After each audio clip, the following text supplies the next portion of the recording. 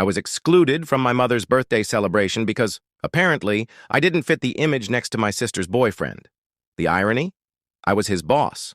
He stared right at me and said, "If you still show up at home, don't call me your father." 3 weeks later, on my mom's birthday, their house went dark. No electricity, no water, no internet. Follow my story, and maybe you'll see a piece of yourself in it. This is Ryan. I'm 30, living in a small town about 40 minutes from Seattle. Each morning, I brew a cup of coffee, check the weather, and drive less than 10 minutes to my job. I co-founded a modest tech company focused on green energy solutions. Not everyone gets what I do, including my family. They still think I'm out there fixing machines or turning wrenches, which I don't correct. I've never felt the urge to clarify. When people ask about my family, my parents, or my sister Jessica, I give a faint smile. "It's been a while since we spoke," I say, and leave it at that. I'm not concealing anything. I just don't see the point in revisiting the past. It's been over 2 years since we last talked. No calls, no texts, no holidays, no birthdays. Nothing. Just a quiet void, as if the ties between us were cut and no one bothered to mend them. I used to believe family was everything. But 2 years ago, on my mother's birthday, everything shifted. 3 weeks before that day, I had booked a trip and cleared my work schedule. The plan was straightforward. Head home early, stay a few days, and help with the party, like always. Nothing special. I just wanted to let them know. I called my mom, but my dad picked up after 2 rings. "I'll be home a couple of days early," I said casually. "Let me know if there's anything I can grab or help with." His response was vague at first, then he hesitated. When he spoke again, his voice carried a strange weight, like he was dodging something. "Ryan, maybe it's better if you don't come home this year." I thought he was worried about my workload. "It's fine, Dad," I said, holding my coffee mug. "I've got it covered, no hassle." The silence stretched longer this time. Then he spoke, his tone colder, more direct. "Jessica's bringing her boyfriend this year. He's a big deal, a manager, polished, speaks well. Your job, it's not something we can easily explain. It's better if you stay away." Heat crept up my neck, my pulse racing. I gripped my mug tighter. "What did you just say?" I asked, my voice no longer steady. He didn't backtrack or soften his words. Instead, he said, flat and sharp, "Your presence would just embarrass us all. If you insist on showing up, don't call me your father." Then he hung up without another word. I set the phone down. My hand trembled, slick with sweat. The apartment was dead silent. No TV, no footsteps, just me standing there, staring into nothing, his words looping in my mind. "Your presence would just embarrass us all. If you insist on showing up, don't call me your father." For a moment, I wondered if I'd misheard. But no. Every word was deliberate, cold as ice, unyielding as stone. No mistake, no room for hope. I clenched my jaw, my throat tightening like something was stuck there. Memories flooded in. For over 2 years, I'd quietly paid their bills. Electricity, water, internet. No one ever acknowledged it, and now they called me the family's disgrace. I grabbed my phone, hands still unsteady, my mind settling into a cold clarity. I opened my banking app and scrolled through my transaction history. I needed to see the numbers: power, water, internet, every month, without fail. Automatic deductions from my account. For 2 years, nearly $400 a month, never late. I scrolled to the total: $9,842.17. I stared at it, not shocked, but something in my chest settled. Not pain, not anger, just an empty calm. Almost $10,000, and they called me the family's disgrace. As I looked at the long list of payments, a quiet question surfaced, one my family had never asked in 30 years. Has Jessica ever done as much for them as I have? It wasn't envy or a need for recognition. It was just that if I'm the family's shame, who's the standard? I'd paid nearly $10,000 for their expenses, silently, asking for nothing, never mentioning it. What about her? Had she ever sacrificed or been asked to step up? Or did she just show up, smile brightly, and charm everyone in a nice dress with a successful boyfriend? I wasn't keeping score. I was wondering for the first time why fairness was never part of the equation in our family. I'd always been on the sidelines ever since I was a kid. In family photos, I was often half hidden behind someone or caught at the frame's edge, never quite looking at the camera. No one told me to step aside, but I always did. Jessica was the centerpiece of every family milestone: birthdays, graduations, even her breakups. There was always a reason to rally around her, to comfort or celebrate. I can't remember the last time anyone asked if I was okay. Jessica's 2 years older, but the gap between us was never about age. She was the golden child, the one our parents boasted about when relatives came over. Me? If I was mentioned at all, it was a passing note. "Ryan? Oh, he's doing fine. Works in tech, I think. I used to think if I worked hard, stayed out of trouble, and handled things quietly, they'd see me. They didn't. Turns out when you're used to being invisible, no one notices when you're gone. I started covering their utilities, electricity, water, internet, 2 years ago. It began with a call from my mom. She talked about how living costs had spiked, how that month's bills were higher than expected, how their retirement funds weren't enough. Then, softly, she said, "If you could help, even a little, it'd mean so much." I said yes. I thought it'd be temporary, just a few months until they got back on track. But the months kept coming, each one like the last. No one mentioned stopping, no one offered a plan. Sometimes I'd ask, "Is Jessica helping out, Mom?" She'd always dodge. "Just help us this month. Your sister will step up next time." Or, "She's handling Dad's medical costs. That's not easy." I knew those lines by heart, and I smiled and let it go because I knew they weren't true. So I kept paying nearly $400 a month, steady and silent, no complaints. No one acknowledged it. I didn't mind at first. It felt like the right thing to do. I thought if I was responsible enough, they'd notice. But now, after everything, they called me the family's disgrace. After a while, the room was quiet, and I just sat there, frozen on the couch. Phone still in hand. I wasn't angry or heartbroken anymore. There was just one clear feeling in my chest. Enough. I opened my banking app, went to the automatic payments for their utilities, and canceled each one without a second thought. I did it calmly, not out of spite, but to hold on to the one thing I still had, my self-respect, the only thing they hadn't taken. A week later, my mom texted, same soft tone as always. No mention of what happened, no apology, just, "The internet bill's due, can you handle it?" I read it, stared at the screen, and set the phone down without replying. Not to make a point, but because their first words after everything were a demand. Pay the internet bill. No, "Are you okay?" Or even a simple, "Can we talk?" So I stayed silent, and that silence said everything. 2 weeks later, my dad called. The phone rang a few times, then stopped. I didn't pick up. Minutes later, a voicemail. His voice was sharp, impatient, as always. "The power company called. This month's bill isn't paid. What's going on?" No concern, no mention of what he'd said when I called about Mom's birthday. I listened, turned off the screen, and set the phone face down. And so it went until my mom's birthday, 3 weeks after my dad told me not to come home. The party went as planned. Her favorite roast chicken, cake from her favorite bakery, close relatives around the table. Except for me. Everything was perfect. That afternoon, at 4 p.m., I sat in my living room, a cold coffee in hand, when my phone buzzed. It was my mom. I stared at her name on the screen, then set the phone down. I didn't answer, didn't hesitate. My dad called next, then Jessica. 3 calls in under 10 minutes, all ignored. No curiosity, no urge to respond. I sat there, leaning back, staring at the fogged-up window. The sky outside was a dull gray. No rain, but cold in that quiet, creeping way that hints winter's near. The text started coming 10 minutes later. Mom first. "Ryan, the power's out, the house is dark, please pay the bill." I read it silently. No anger, no surprise, just a hollow calm, the kind you feel when you've carried a family's weight alone for years. Then my dad. "No water, we can't cook. Fix it now." Then Jessica. "Internet's down. Guests are here, please fix this, urgent." I glanced at the clock, 5:12 p.m. I remembered clearly. I'd canceled those payments 3 weeks ago, right after my dad said not to call him my father.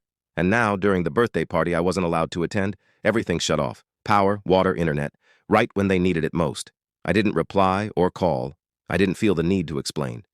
I just sat there, turning the cold coffee cup in my hands, eyes on the window, as if seeing beyond the glass.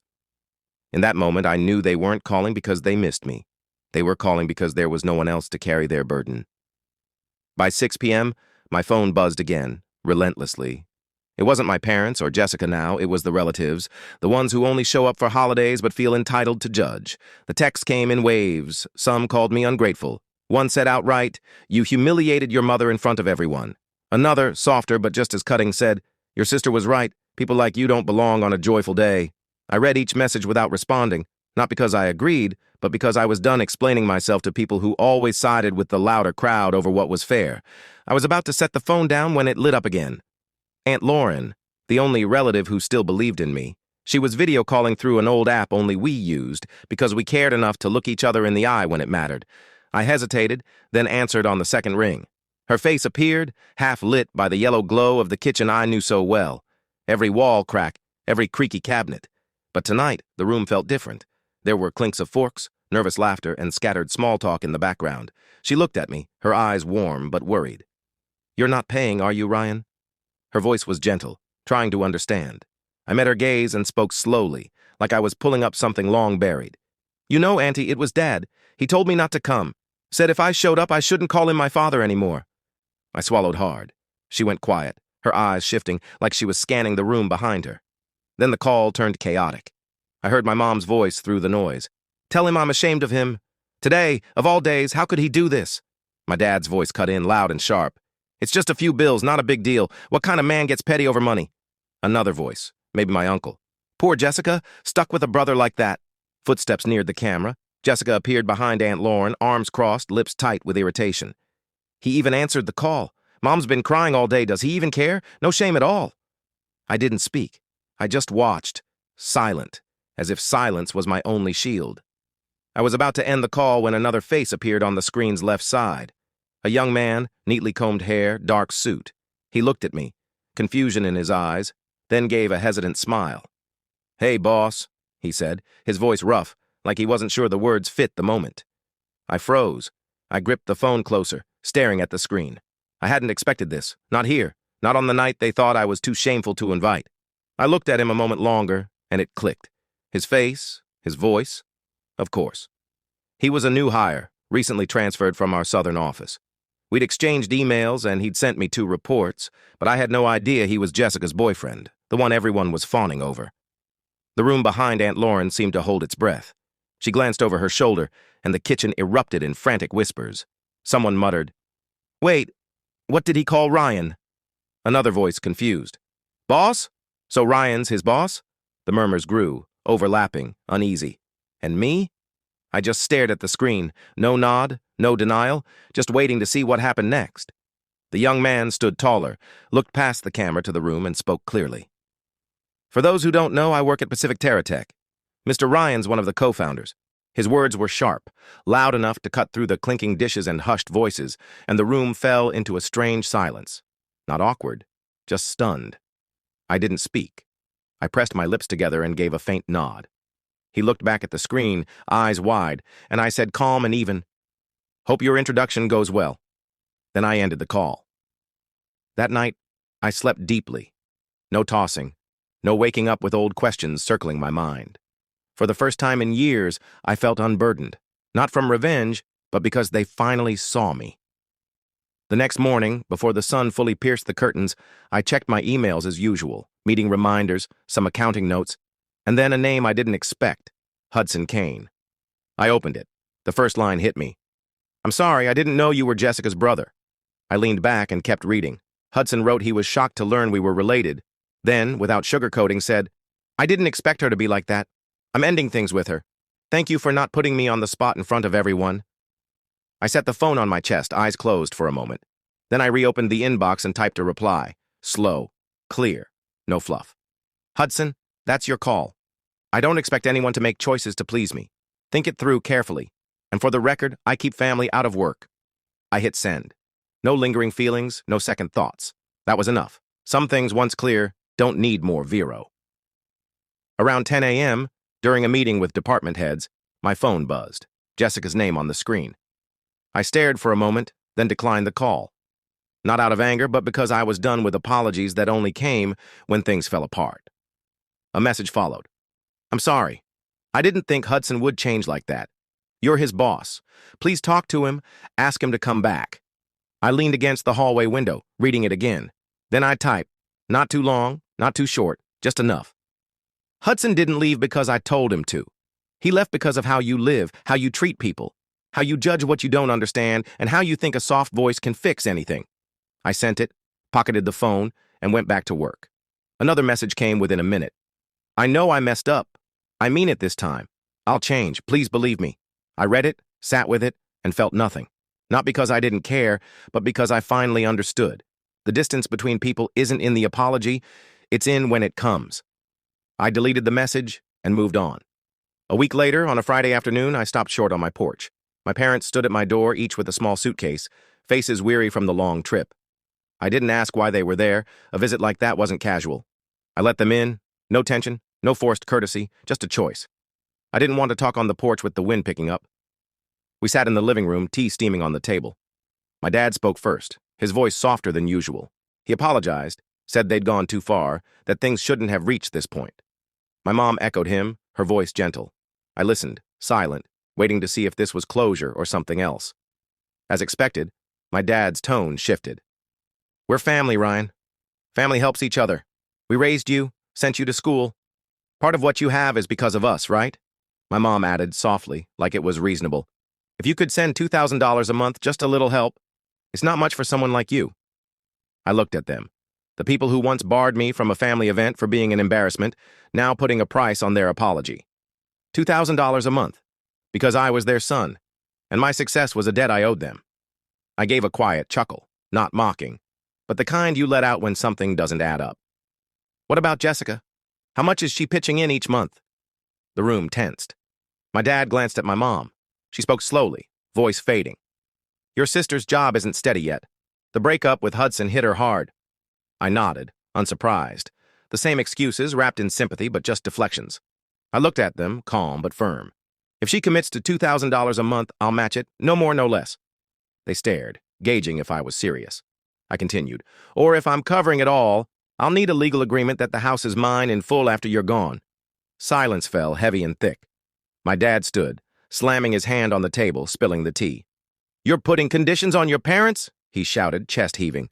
We raised you for over 20 years, and now you're nickel and diming us? What kind of life is this? I didn't flinch, just sat there, hands on the chair, gaze steady. I waited for him to finish, then stood, voice low but clear. I think you should leave my house. It wasn't a threat or anger, just a request from someone who'd reached the limit of what respect could bear. No one spoke. The only sounds were their suitcases dragging across the floor and the door clicking shut, quieter than the weight they left behind. That was 2 years ago, in my own home. I didn't block their numbers or change my email. I just stopped reaching out, waiting to see if they'd still see me as family without the shadow of obligation. In 2 years, no call, no text, no "how are you?" No mention of birthdays or health. I used to think they'd change. Now I know some people don't, especially those who never admit they're wrong. I still live here, work, go through my days. The difference? I'm no longer an emotional ATM, giving and breaking under the guise of duty. I've learned family isn't where kindness is demanded and called love. Real family values you as a person, not a wallet or a backup plan.